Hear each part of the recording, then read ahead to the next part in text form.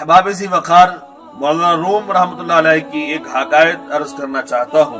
مولانا روم رحمتullah تعالی علیہ نے جو حکایت بیان کی ہے، سننا توجہ سے، اس میں کتنا بڑا سبق ہے اور کس طرح انسان کو سمجھانے کی کوشش کی اللہ کے کامل ولی نے۔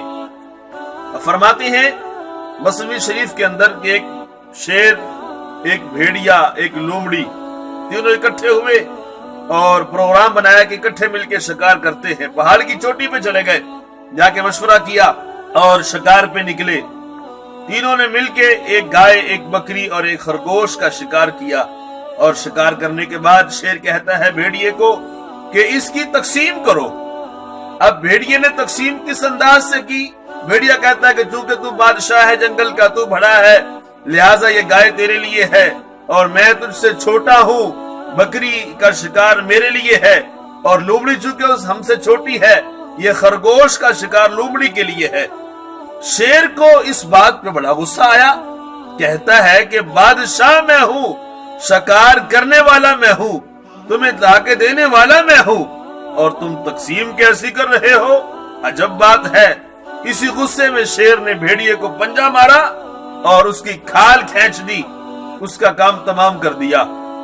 اس کے بعد لومڑی سے کہا کہ تم اس کی تقسیم کرو۔ لومڑی نے کیا کیا؟ لومڑی کہتی ہے کہ یہ گائے آپ کا صبح کا ناشتہ، یہ بکری آپ کے دوپہر کے کھانے کے لیے، خرگوش آپ کے شام کے لیے۔ اب دنا لوگ سمجھتے ہیں کہ شیر تازہ شکار کھاتا ہے۔ شیر لومڑی کی سوچ پہ، اس تقسیم پہ بڑا حیران ہوا، مسکرا کے کہا لومڑی یہ تقسیم تو نے کہاں سے سیکھی، یہ عقل کہاں سے سیکھی؟ تو لومڑی کہتی ہے بھی دیکھا نہیں پہلے بھیڑیے کا کیا حال ہوا، اگر میں بھی ایسا کرتی تو میرے ساتھ بھی وہ سلوک ہونا تھا۔ تو شیر نے کہا لومڑی یاد رکھ، میں تو جنگل کا بادشاہ ہوں، تازہ شکار کھاتا ہوں، یہ گائے بھی تیرے لیے ہے، یہ بکری بھی تیرے لیے ہے، خرگوش کا شکار بھی تیرے لیے ہے، سب کچھ تیرے لیے ہے۔ اب اس میں کیا سمجھایا روم کے بادشاہ نے؟ فرماتے ہیں کہ جب انسان میری میری کرتا ہے، نعمتیں تو سب اللہ کی ہیں، لیکن جب ان نعمتوں پہ قابض ہونے کی کوشش کرتا ہے، قابض ہو تو نہیں سکتا، اللہ پھر بندے پر نعمتوں کو تنگ کر دیتا ہے۔